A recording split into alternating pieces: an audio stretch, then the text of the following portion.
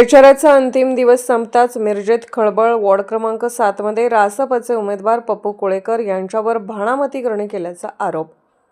सांगली मिरज कुपवाड शहर महानगरपालिका 2025-26च्या निवडणूक प्रचाराचा अंतिम दिवस संपल्यानंतर मिरज शहरात एक धक्कादायक व खळबळजनक प्रकार उघडकीस आला आहे. मिरज येथील वॉर्ड क्रमांक 7 मध्ये राष्ट्रीय समाज पक्षाचे उमेदवार पप्पू कोळेकर यांच्यावर भाणामती व करणे केल्याचा गंभीर प्रकार समोर. मिरजमधील माणिकनगर परिसरात एका मतदान बूथच्या शेजारी असलेल्या मोकळ्या जागेत संशयास्पद गाठोडे आढळून आले. काळ्या कपड्यामध्ये बांधलेल्या या गाठोड्यात नारळ, लिंबू, भावली, पपई तसेच हळद कुंकू टाकलेले साहित्य होते.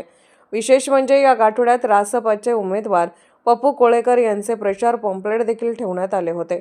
रोडच्या कडेला ठेवलेले हे गाठोडे काही नागरिकांच्या निदर्शनास आले.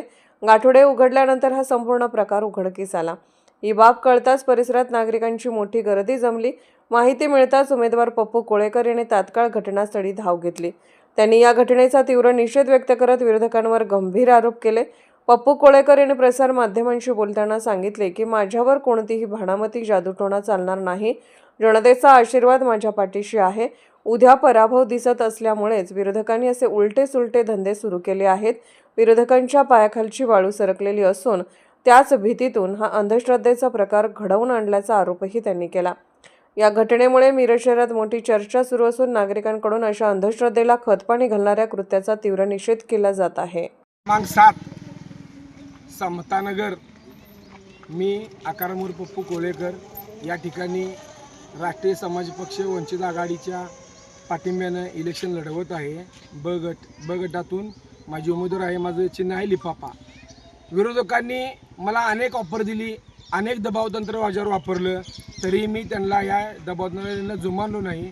तरी अक्षरशः विरोधकांच्या पायाखालची वाळू घसरल्यामुळं आज त्यांनी अक्षरशः या ठिकाणी भाणामतीचा प्रकार केला आहे.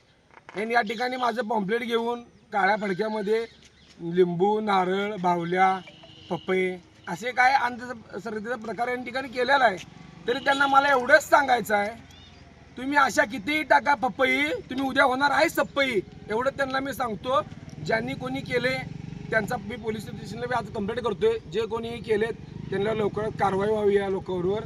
आणि ज्या लोकांनी असं केल्या प्रकार त्यांना उद्या नक्कीच जनता उत्तर देईल.